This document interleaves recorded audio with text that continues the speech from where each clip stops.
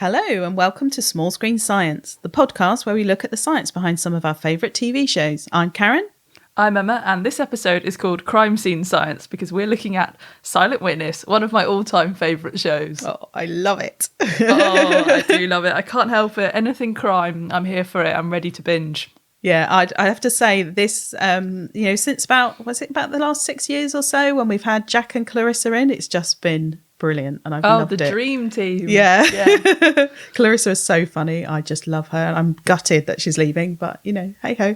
Oh, I know. It's not going to be the same without her, but, it is on season 23 or something. Yeah.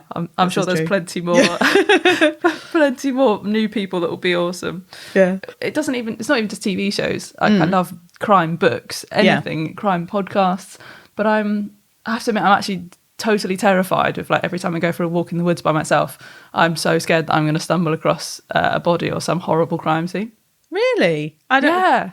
Oh. That's how it always happens though, doesn't it? You're just going about your day, you're walking along by the river and then you see someone floating in the river, or it's always dog walkers, isn't it, that find bodies in the woods? Yes, yeah. So they're like, Freddie, come back, Freddie, and then comes back Freddie with an arm, a decomposing arm. Oh, sorry, it's Freddie the dog.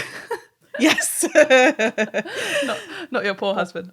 No. And then Freddie comes back with half a mouldy arm in his mouth. And then the next scene, it's all crime scene tape, flashing lights, the works.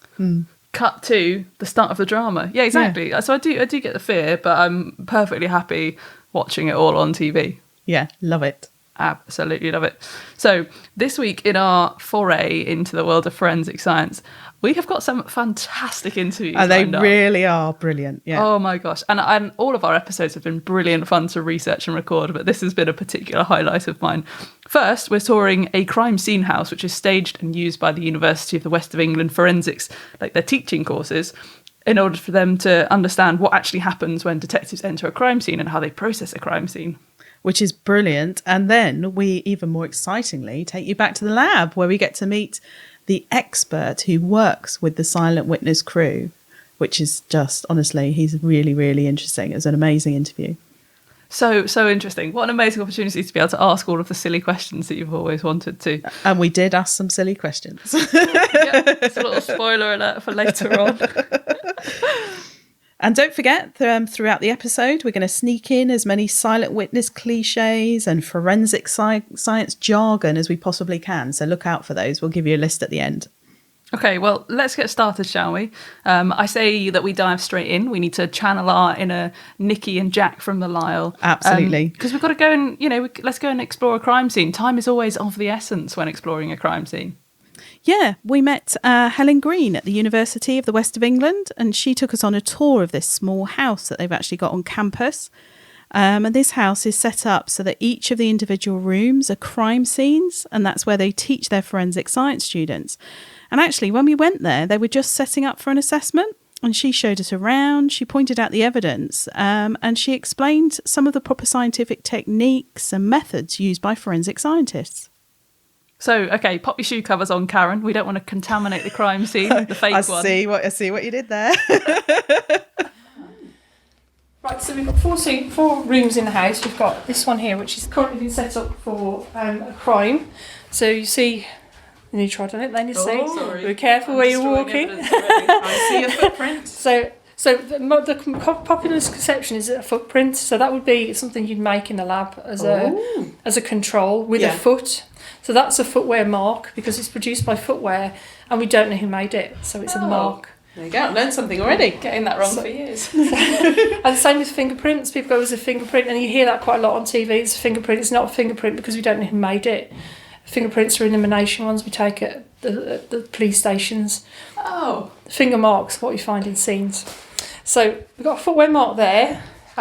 We've got over here, we've got a can on the floor, which potentially could have DNA on it or finger marks as well.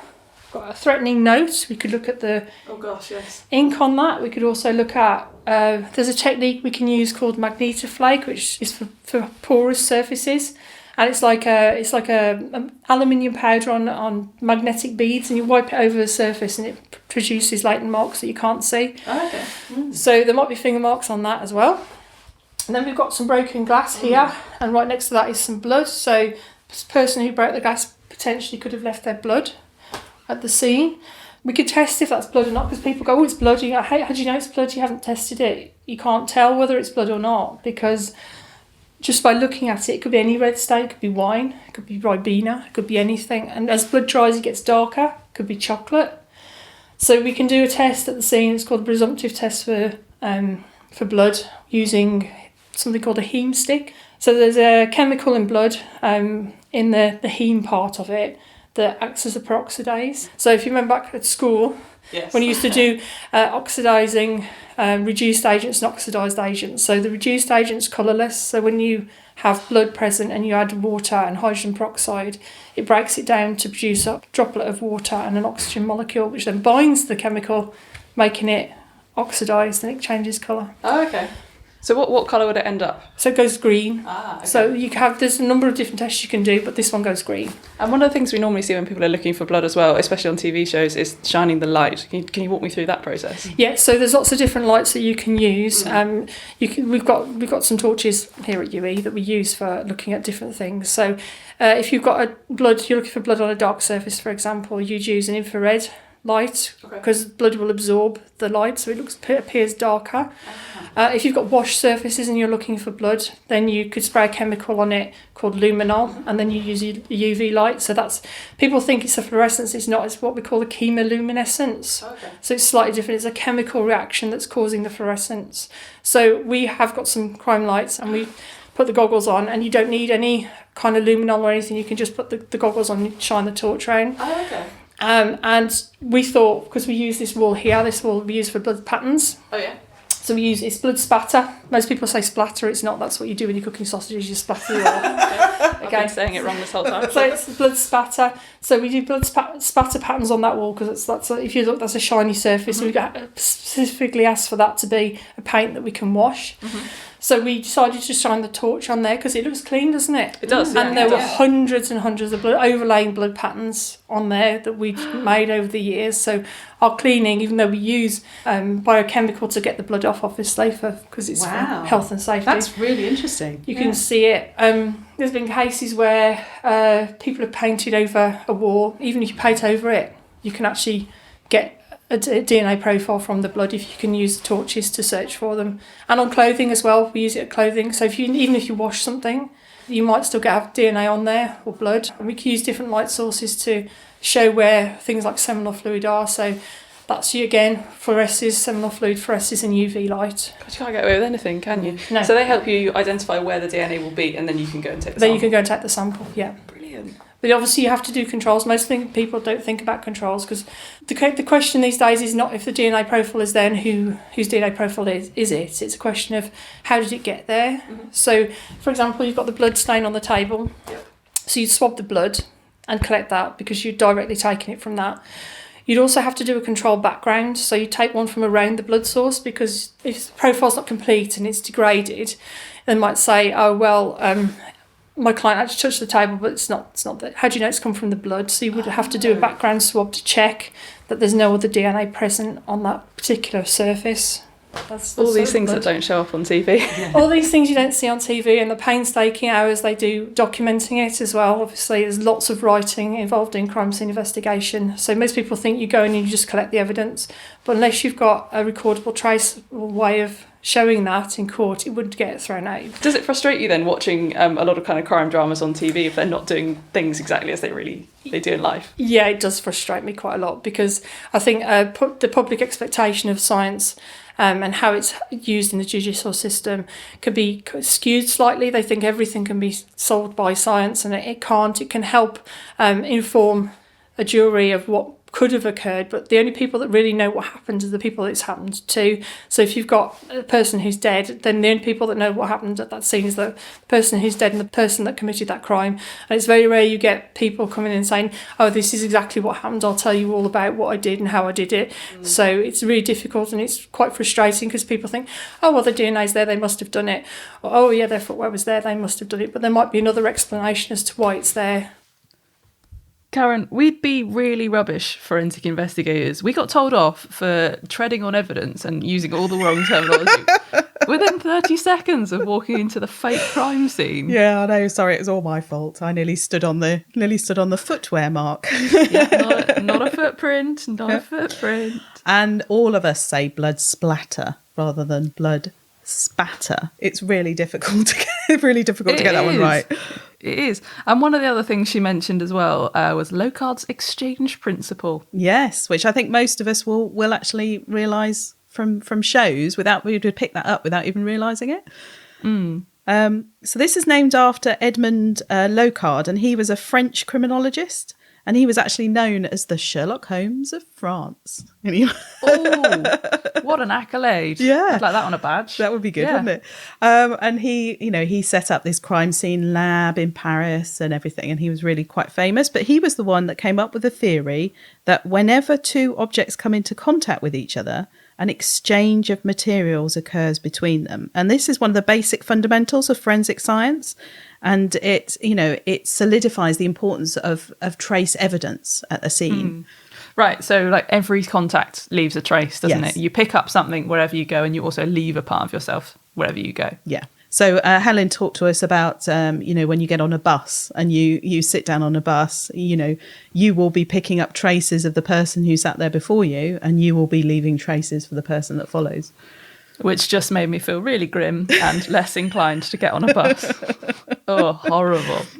So this is often when you see kind of on Silent Witness, you'll see them taking loads of photographs, and when they spot something on the body, if they manage to see like a small fibre or perhaps a hair, that's the thing where they grab the tweezers and they bag it, because that could be trace evidence, and that could have come from the old every contact leaves a trace. Yeah, absolutely. So you can figure out where they've been and maybe who they've come into contact with. Yeah, and I think that's key as well, because the where they've been, because it might not be the perpetrator. It might just tell you that the body's been moved from one place to another, for example. Yeah, or you can build up where they might have been in the hours before their death as well, and help to paint a bigger picture of the kind of sequence of events that led to the old murder. Yeah. So talking about murder, I mean, that blood spatter wall was nice, well amazing. Yes, I really had to think about it before I said it. And she explained to us, how these patterns can tell you about what happened. And it's actually quite detailed. It's amazing what you can pick up just by looking at these spots of blood on the wall. And some people, that's their entire job, isn't it? Their blood spatter analysis. That is the one thing they do, because it can be so complicated and so essential. So, for example, say that you were hit really hard with a baseball bat. You actually wouldn't break the skin generally on the first hit, but the blood would pool quite heavily underneath the skin. So if you were hit a second time in that same place, the blood has pooled and it's ready. And that's the time when you typically break the skin, obviously, if you've got some serious force behind you. And the skin, as it breaks, will release the blood droplets, and the blood droplets will spray off into the surroundings, probably in this case hitting a wall. And how these droplets, like the shapes that they make when they hit the wall, can be used to really kind of figure out the direction from which the blood was flying. And if you pull all of that information together, you can work out maybe where someone was standing. So, for example, the size of the droplets can give an indication of how much force was used. Yeah, and what people don't realise is when blood leaves the body, it travels as a ball. And there's a very simple relationship between the size of the ball and the force that the person was hit with that created this spot. So if you hit someone with a lot of force, you'll end up with a smaller droplet and therefore a smaller spot. And a low force, they'll be much bigger. If they're smaller spots, they won't travel quite as far, and that's all due to wind resistance. So by looking at the size of the spots, you can determine how much force was used. And now if a victim, for example, was hit at a 90-degree angle to the wall, you're likely to get a circular spot, a bit like if you were just to drop something on the floor. But if it hits the wall from an angle, the blood spot creates a tail. It looks almost like a comma as the blood hits the wall and continues to travel down or along the wall. And by having a look at the angle of the tail, the length of the tail, and the width of the blood spot itself, you can really use this to work out the convergence point. So say you have 7 of these blood spots. This is where you often see experts with bits of tape. Yeah, or string. Or bits of string. Yeah, or using light pointers to work out where all of these points might have originated from. So then you can work out where perhaps the victim or the perpetrator was standing, or when a blow was was dealt. struck. Yeah. But of course, the issue is in these situations, it's very rare that someone's hit once. And if you're the victim, you're going to be moving around. You know, you're going to be lifting your arms up to protect your face. And if there's multiple hits in this situation, you're going to end up with quite a complex pattern on the wall and in the surrounding area.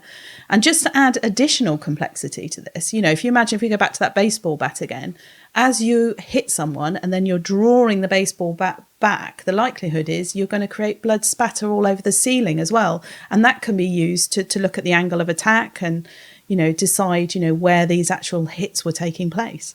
And indeed, possibly even the height of the assailant. Yeah, indeed. So blood itself is also a really important source of DNA if we're looking for a crime scene. So let's take it back to the lab. No, I mean, let's take it back to the house. And she's done it again, ladies and gentlemen. And let's ask an expert. And DNA profiling you mentioned, does that happen as quickly as it appears to on TV? It's more realistic these days because you can actually get a generated DNA profile within a few hours now, but it's not instantaneous. It's not like you put it in an instrument, you press a button and then you get a profile back. It's not that quick. Minimum I'd say it takes now is about an hour, but when it first started it was 3 or 4 days. An hour's pretty good. An hour's pretty good. It doesn't give you how common that profile is within the population, because that's a calculation you always have to account for, really? How common that profile is. Is it likely that it's occurred in another individual? So the new technology is the way that we're moving. It's moved so fast over the last 20 years. You can get a generated profile more or less within an hour and a half. So technically, yeah, the process itself may take an hour and a half, but that often takes place in the lab, obviously, and they're going to be backlogged with a number of different cases. So it's going to take a while for that information to get to the detectives. Most labs use a process called short tandem repeat analysis to get your DNA profiles. Okay. Now, this involves taking a DNA sample, which is often very small, and amplifying that using something called a PCR reaction, which makes lots and lots of copies of the DNA so that you can analyse it. Yeah, and that's polymerase chain reaction, the polymerase chain reaction. And anyone who's studied A-level biology has probably covered that. Fascinating stuff. Yes. So STR, this short tandem repeat analysis, looks at how many times different base pairs, which are building blocks of DNA, repeat themselves or form a pattern in 20 or so markers on certain chromosomes. Yeah, and these repeats vary from person to person. So that can be used as an identifier, and it's a little bit like your individual fingerprint. And with that, let's go back to Helen. And how concrete is DNA evidence? Because obviously when it kind of came into law enforcement, it was suddenly heralded as this is the yes or no, you are guilty or you're not guilty. And people, I think, have a real trust in DNA evidence. But is that really the be-all and end-all? No, not really, because you can say it definitely came from an individual. The probability of coming from somebody else is probably about... We always quote a figure of 1 in a billion that it came from somebody else. But when we do our calculations, it's more like 1 in a trillion, 1 in gazillion. It's a very, very high number, the probability of it coming from somebody else. Because it's so sensitive, it's not so much as, is it their profile, it's how did it get there? So it could have been innocently transferred, for example. So if I shake your hand, I will transfer some of my DNA onto you. You then might go and touch another surface and my DNA will get transferred onto that. So it's a question of, how did it get there? Why is there DNA there? What source is the DNA from? Is it from blood? Is it from skin cells? Is it from saliva, for example? And there's more tests being done looking at RNA and looking at the type of cell that it is. So that can be quite important as well. So DNA profiling is really great and it can identify an individual. But the question of how it got there is the one that's being asked more and more now in court. Could it have been innocently transferred in one way or another? So that's really key then, isn't it? Although we can prove possibly that someone's DNA is there, we can't always prove exactly how the DNA was transferred. But if we can work out what type of tissue or fluid the DNA came from, you can help paint a much bigger picture of what was going on at the scene. For example, if it was venal or arterial blood versus menstrual blood, things like that. Yeah, and this is where the RNA analysis comes in. So from school, you'll know obviously that DNA is found in the nucleus of the majority of cells in the body. Mm-hmm. And this DNA is responsible for coding for proteins. But DNA is very large, so it can't leave the nucleus to go into the rest of the cell for this protein synthesis to take place. So what happens is you get little transcribed parts called messenger RNA, and this will copy part of the DNA, and then the messenger RNA will travel out of the nucleus. and then be responsible in producing the protein. And if you can analyse these messenger RNA strands, you can work out what proteins the cell was going to produce and therefore identify whereabouts in the body this cell came from. And once you know the type of cell the evidence came from, you can identify the body fluid and help reconstruct the crime scene. So at the end of the day, the only people who really know what actually happened at the crime scene are the victim and the perpetrator. And of course, this is the whole premise of silent witness. The victim can't talk. They are the silent witness. Oh, very nice. Very nice. Now, listen, we started the episode with a fake crime scene, but we've never been to a real one, have we? Wait, unless, Karen, something you haven't told me? Well, I have to say the evidence against me was purely circumstantial. Oh, nicely done. Add that to the jargon list.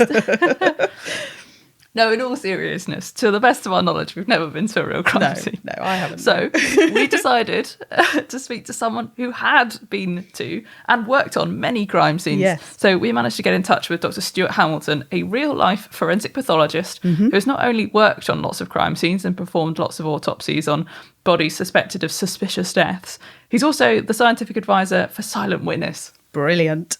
First of all, could you take us through the kind of process of going through an autopsy? Yeah, the autopsy is a process that hasn't really changed for many, many years in most ways. The pathologist's role is to look at the outside of the body, so looking for any marks of disease, marks of injury, anything that identifies somebody. Having done that and detailed all the injuries externally in some detail, you then move on to the internal examination, and that is physically looking at the organs of the body, again, for injury, for disease, and trying to come to a conclusion, if possible, as to what the medical cause of death is. You then have the additional tests that are done, so histology, you look at tissue down the microscope, again, for more subtle evidence of disease. You do toxicology to look for drugs and poisons. There may be other specific additional tests in specific cases. We're recording this in the era of coronavirus, so if somebody were concerned that that was an issue, obviously you could send off samples to be tested in that way.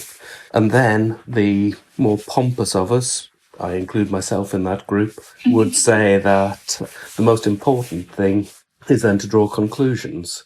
It's all well and good seeing things and finding things. The pathologist's main job is then to interpret them and to come up with a logical conclusion as to what's happened to somebody. Why are they dead? What sort of injuries do they have? How would they be caused? And that really is the crux of what we do. That's what takes the years of training to get us to where we are. And so part of your job is also consulting on Silent Witness, isn't it? How do you go from being a forensic pathologist to also being a consultant and a scientific advisor on one of the biggest TV shows? I'm proud to say I was invited to do it. Goodness. How do you get that call? I have no idea, to be perfectly honest. I'd done a couple of TV programmes of sort of talking heads type things, talking about historical cases. I got a phone call from the producer at the time who said, "Would you like to come and meet us and have a chat?" Which I thought sounded rather nice, realising afterwards that that was basically a job interview. Then I was asked to consult. I thought it sounded like fun, and I've been doing it for 6 or 7 years now, and it's still quite good fun.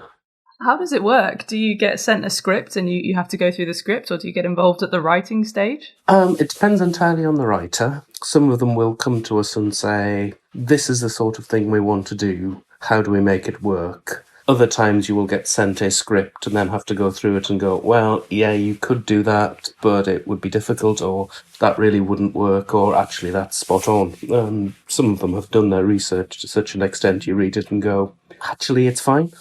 I think you got a bit overexcited and starstruck then and went a little bit off the science. I did a little bit, but you've got to ask. Yeah. So anyway, you're right. Let's get back to the science. We're here to talk about forensic pathology and its role in solving crimes after all. After all, yes. So the big question, and the one that you see all the time on the TV shows, the detectives are always asking, what's the time of death? Because quite often it's key for the alibis. They have to try and work out where everyone was and who could possibly have committed the crime. And we know it's not really possible to determine, the exact time of death, but there are quite a lot of various scientific methods which we could use to find this time-death interval or the post-mortem interval. And the key is really understanding what happens to the body as cells break down and the stages at which different parts of decomposition occur. Yeah, and I think most people will have heard of rigor mortis. Yeah, so this is the stiffening of the muscles, making a body really, really rigid. And this happens, it can kind of start to occur after around 4 hours. It peaks at about 13 hours after death. And it starts to fade again, so the body becomes less rigid, somewhere between the 50 and 60 hour mark after death. Yeah, but what a lot of people don't realise is there's actually 2 stages before this one. So you've got alga mortis, first of all, and this is, where the body's cooling down. So you can have a look at the body temperature when you find the body and see if it's still on the cooling phase and whether it was really recent. Yeah, and then the second phase is liver mortis, and this is where the red blood cells sink under the influence of gravity, and you end up with blood pooling, and this looks a little bit like bruising. And this all happens sequentially, so you can kind of, determine at what stage the body's at, can give you an indication of how long ago that body died. But the trouble is, these processes are affected quite a lot by lots of different factors. They don't happen at exact times, depending on the situation. So quite often you'll see on these crime dramas, they'll put the body in a freezer, for example, to try and slow down some of these processes. Oh, yeah, that's true. Yeah. So we decided to ask Stuart how they actually do use these techniques in a real-life investigation. I have been quoted in Crown Court to say, as a pathologist, the time of death is sometime between the person was last seen and when they were legally declared dead. Unfortunately, and certainly very unfortunately for TV dramas, the more we learn about the biological processes that go on when you die, the less confident we are in passing any comment. Things like rigor mortis, the stiffening of the body after death, lividity, the settling of blood after death, they're all incredibly variable. We've even been advised recently that core body temperature has such fluctuations that you probably shouldn't be using it if you're talking in a Crown Court situation whereby somebody's alibi may depend on when someone died. The fly larvae is certainly a lot more scientific. And if you can get that done and get an entomologist involved who knows what they're doing, that can be very, very helpful. But in all honesty, in the modern era, things like CCTV, phone data are far more helpful as to whether somebody's alive or dead than me and a thermometer. I think the last time I gave what I thought was an accurate cause of death was late in 2018, and we knew we had a 15-minute window between a lady being seen alive and a call being made to the police that she was dead. She'd been attacked with a hammer, and her watch was stopped precisely halfway between those 2 times. So I was fairly confident from the rather Agatha Christie broken watch that that's when it occurred. But that sort of thing is far more useful, unfortunately, than I am. So you mentioned lividity there. Could you go into more depth about the processes that are happening in the body there? Yes, lividity is a very interesting phenomenon for the likes of me. So when you die, gravity will impose its will upon you, and blood will settle down to the lowest point of the body. And it will stain part of you that's closest to the ground a sort of reddish colour. When that first starts, if you move the body, that will move again with gravity, but eventually the red blood cells will actually rupture and permanently stain the body. So you can get an idea of what position somebody's been laying in, and potentially whether they've been lying there for a long time or otherwise. And you can also see imprints if there's pressure from an item that's under a body. You can often see the imprint of that in the lividity. We've even seen quite a few times, actually, certain brands of underwear that have embossed waistbands. You can see the embossing in it. So it can give you a lot of information, particularly if the lividity doesn't match the position in which the body's found, and somebody's saying, well, he clearly just died a moment ago. Then at that point, you can say, there's something else going on here. I'm not sure you're telling the truth. We might not be able to tell you when the time of death was, but we certainly might be able to tell you that it wasn't when somebody's saying it is. Now, Stuart mentioned forensic entomology there, and in fact, insects and other invertebrates can be used to give a more accurate time of death. So when do you think the first recorded use of forensic entomology was? Maybe like, oh God, I don't know, 200, 300 years ago? I've no idea. It's much further than that. It's actually the 13th century. Oh God. I guess actually, like, life and death is like the one constant that we've always had through every age that we've ever lived through, isn't it? You can see why people would study death. Yeah. And there was actually a book published at that time by someone called Song Tzi, and they published a Forensic Science Book of Cases. Oh. And that was 1247. So kind of very, very Watson writing up Holmes's cases. It is. And that handbook's actually for coroners, and it's still in print today. No way. Yeah. And I'm going to have to get a copy. Yes. And I'd say forensic entomology has only really been used on a consistent basis, kind of in the last 30 years or so. So the big question is, how does it work? So, as a body starts to decompose, it starts to look more and more tasty to certain types of insects. Delicious. Particularly species like blowfly. Okay, they look at a corpse and think, absolutely, that's my next meal. They're really attracted to dead bodies, and they're normally the first ones on the scene. They start to lay their eggs on the exposed skin, for example.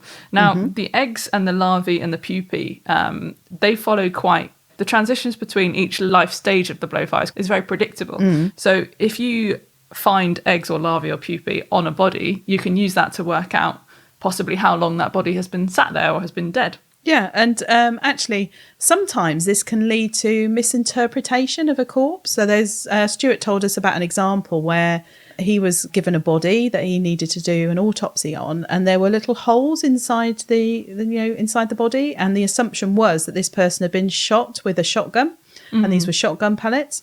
And in actual fact, they turned out to be little maggot holes. Grim! Which is disgusting, but there you go. Not sure which is worse. And you know what? We actually spoke to Stuart for ages. So listeners, do keep an eye out on our website and our social media, because we've got so much more from him. There's plenty more that we can share, and it's all absolutely fascinating. But I have to admit, there's one last thing I had to ask him, because how often do you get a forensic pathologist on the phone? Yeah, you really, really had to ask that. And and everybody who watches Silent Witness will be thinking exactly the same thing.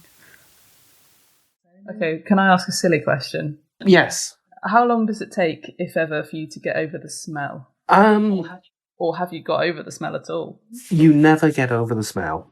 I defy anybody to say that they don't mind it. It is always unpleasant. You can always walk into a building and know exactly what's there. What you learn is to ignore it and just to get on with it. Quite often, once you're starting to get into the detail and looking at individual injuries, actually your brain is far too busy processing what you're seeing to think about it. So it never gets better, but you just have to get on and do your job. It's something you just have to learn to deal with or find a different career. So I think if it was me, I'd be finding a different career. Yeah, me too, definitely. Oh, dearie me. I mean, it's been bad enough because I obviously working as a science teacher, we do dissection of various organs. So, if you're doing kidneys, for example, they do absolutely reek of urine. And when you're doing hearts, you get that kind of congealed blood, irony kind of smell to it. So I just don't think I'd be able to do a body. Not a whole body. Grim. No, me neither. Yeah. I don't even sometimes just watching it on Silent Witness, it's so realistic, I start to get a bit... Yeah. No, not good. Couldn't do it. Hats off to Stuart. Yeah.